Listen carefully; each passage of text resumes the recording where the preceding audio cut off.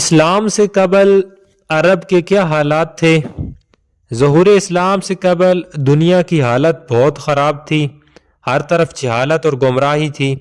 توحید خالص کی جگہ تثلیث اور مشرکانہ رسوم نے قبضہ کر رکھا تھا، تو ہم پرستی اور بتوں کی پوجا کی جاتی تھی اور مذہبی لوگوں پر حاوی ہو چکے تھے۔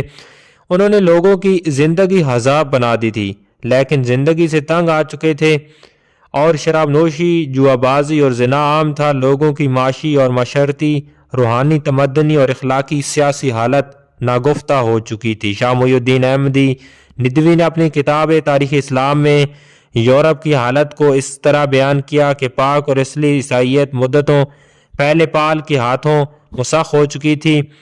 حضرت عیسیٰ، مریم اور روح القدس اور مرتبے کے تعین کے نے 20 فرقے پیدا کر دیے تھے، جن میں ہمیشہ کشت خون بپا اور پاک رومانیت اور کا دامر ان کے خون سے رنگین رہتا تھا۔ حضرت عیسیٰ اور مریم کے بتوں کی پرستش ہوتی تھی، اور دین کی باغ گمراہ اور دنیا پرست پادریوں کے ہاتھ میں آ گئی تھی۔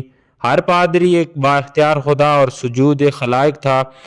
ان کی قبر عبادت خانہ تھی، ان کی جنبش لب پر نظام حکومت الٹ پلٹ جاتا تھا۔ عورتوں کی جائز عزت اور والدین کی تعظیم ختم ہو چکی تھی، اور چوری، زنا، دھوکہ بازی زیادہ ہو چکی تھی۔ گدھا گری عام تھی، اسے معیوب نہیں سمجھا جاتا تھا۔ توحید اور خدا پرستی کا نام و نشان باقی نہ تھا۔